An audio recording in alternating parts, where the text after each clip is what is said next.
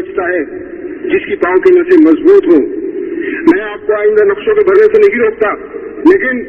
All India Congress की सदारत के 2 वर्ष में मैंने जो कोशिशें की और मुसलमान लीडरों ने जिस तरह इन्हें ठुकराया, उसके बयान करने का ये मौका तो नहीं, लेकिन आपकी याद दहानी के लिए मुझे फिर दोहराना पड़ता है कि जब मैंने मुस्लिम लीग की पाकिस्तानी स्कीम के तमाम पहलुओं पर बहुत कुछ गौर किया तो इस नतीजे पर पहुंचा हूं कि पूरे हिंदुस्तान के लिए इस स्कीम के जो भी नुकसान है वो अपनी जगह, लेकिन मुसलमानों के लिए तजवीज सख्त तबाहकुन साबित होगी। इससे इनकी कोई मुश्किल हल होने के बजाय मजीद मुश्किलातें पैदा हो जाएंगी। अव्वल पाकिस्तान का लफ्ज़ मेरे नजदीक इस्लामी तस्वुरात के खिलाफ है। पैगम्बर इस्लाम सल्लल्लाहु अलैहि वसल्लम का इरशाद है कि अल्लाह ताला ने तमाम रोज़ ज़मीन को मेरे लिए मस्जिद बना दी। इस रोज़ ज़मीन को पाक और नापाक के दरमियान तकसीम करना ही इस्लामी तालीमात के मुनाफी है। दूसरी है कि ये पाकिस्तान की स्कीम एक तरह से मुसलमानों के लिए शिकस्त की अलामत है। हिंदुस्तान में मुसलमानों की तादाद 10 करोड़ के अंदर है और वो अपनी जबरदस्त तादाद के साथ ऐसी मजहबी व माशरती सिफात के हामिल है कि हिंदुस्तान की कौमी व वतनी जिंदगी में पॉलिसी और नज्म व नस्ब के तमाम मामलात पर फैसला कुन असर डालने की ताकत रखते हैं। पाकिस्तान की स्कीम के जरिए इनकी ये सारी कुव्वत और सलाहियत तकसीम और ज़ाया हो जाएगी और मेरे नजदीक ये बदतरीन बुज़दिली का निशान है कि मैं अपनी मीरास पिदरी से 10 बाजार हो गए छोटे से टुकड़े पर कनाअत कर लूं। मैं इस मसले के दूसरे तमाम पहलुओं को नजरअंदाज करके तन्हा मुस्लिम मफाद के नुक्ता निगाह से भी गौर करने के लिए तैयार हूं कि अगर पाकिस्तान की स्कीम को किसी तौर पर भी मुसलमानों के लिए मुफीद साबित कर दिया जाए तो मैं इसे कबूल कर लूंगा और दूसरों से इसे मनवाने पर अपना पूरा जोर सर्फ कर डालूंगा। मगर हकीकत यह है कि इस स्कीम से मुसलमानों की जमात और मिली मफाद को जरा भी फायदा न होगा और न उनका कोई अंदेशा दूर हो सकेगा। हाँ, जो तजवीज और फार्मूला मैंने तैयार किया था जिसे काबीना मिशन और कांग्रेस दोनों से ही मंजूर कराने में कामयाब हो गया था और जिसकी रूह से तमाम सूबे मुकम्मल तौर पर खुद मुख्तार करार दे दिए गए थे, इसमें पाकिस्तानी स्कीम की वो तमाम खूबियां मौजूद हैं जो उन नकाइस से पाक है जो उनकी स्कीम में पाए जाते हैं। अब आप जरा जज्बात से बालातर होकर इसके मुमकिन नताइज पर गौर करें कि हिंदू अक्सरियत के इलाकों में करोड़ों की तादाद में ये मुसलमान मगर बहुत छोटी छोटी अक़लियतों की सूरत में पूरे मुल्क में बिखर कर रह गए और आज के मुकाबले में आने वाले कल में वो और ज्यादा कमजोर हो जाएंगे। जहां इनके घर बार और बूदो बाश 1000 साल से चली आ रही है और जहां उन्होंने इस्लामी तहजीब व तमद्दुन के मशहूर और बड़े बड़े मराकज़ तामीर किए, हिंदू अक्सरियत के इलाकों में बसने वाले ये मुसलमान एक दिन अचानक सुबह खुलते अपने आप को अपने घर और वतन में परदेशी और अजनबी पाए गए, सनती तालीमी और माशी लिहाज से पसमानदा हो गए और एक ऐसी हुकूमत के रहम करम पर हो गए जो खालिस हिंदू राज बन गई। पाकिस्तान में ख्वाह मुसलमानों की मुकम्मल अक्सरियत की हुकूमत ही क्यों न कायम हो जाए,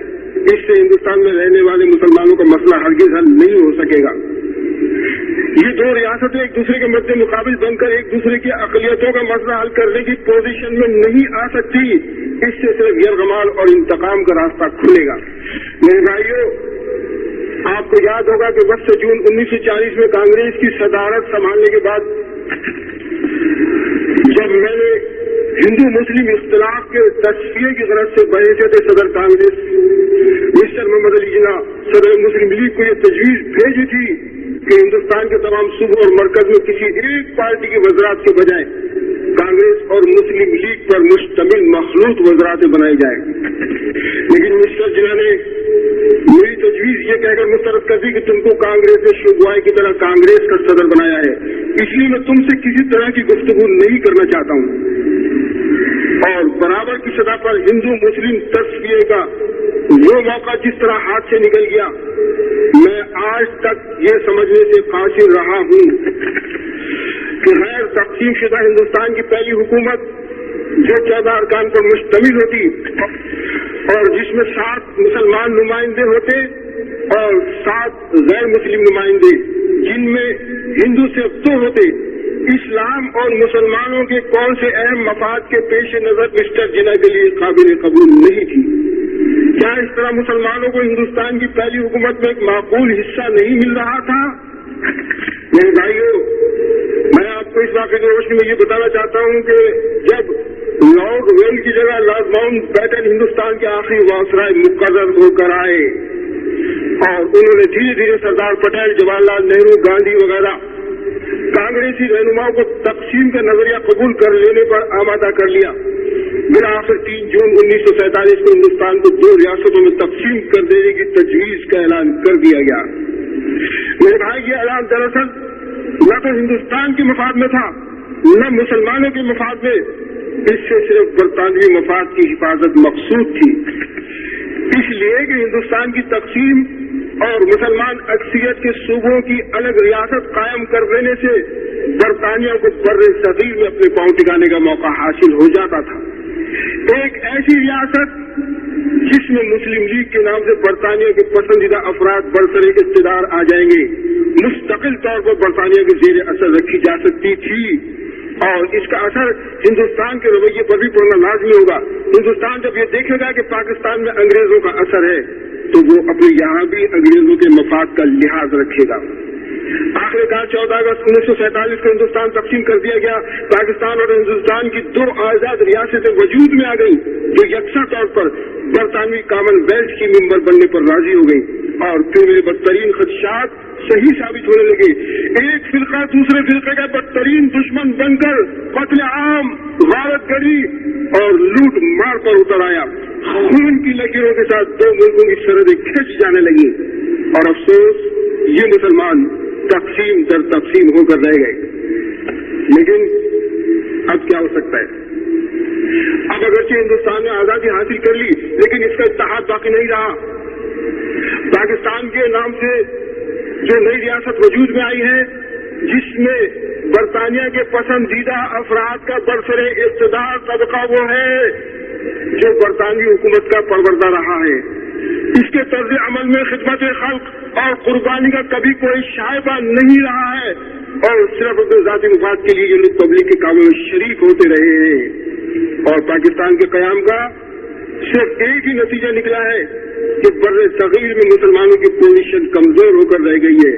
اور یہ ہندوستان میں رہ جانے والے مسلمان تو کمزور ہو ہی گئے ہیں۔ یہ ہندوستان میں رہ جانے والے کروڑوں مسلمان جو اب ابد تک ہندوؤں کے ظلم اور انتقام کا شکار رہیں گے،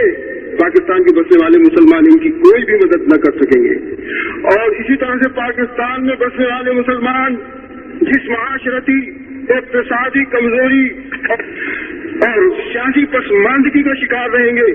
یہ ہندوستان میں بسنے والے مسلمان ان کی کوئی مدد نہ کر سکیں گے۔ کیا یہ بات غور کرنے کی نہیں کہ جب تقسیم کی بنیادی ہندوؤں اور مسلمانوں کے درمیان عداوت پر رکھی گئی تھی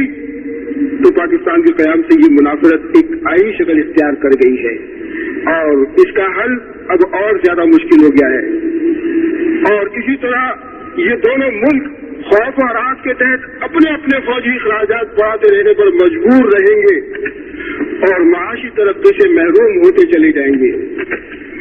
لیکن آج اگر میں ملامت کروں تو کس کو کروں، کیسے کروں اور کیوں کر کروں؟ اپنے بھائیوں کو، اپنے عزیزوں کو کس دیوار سے سر ٹکراؤں؟ آپ جانتے ہیں کہ مجھے کون سی چیز یہاں لے آئی ہے؟ میرے لیے یہ شاہجہاں کی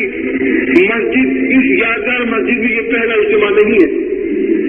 میں نے اس زمانے میں جس پر بین الراحت کی بہت سی گردشیں بھی تھی کہ تمہیں یہیں سے خطاب کیا تھا،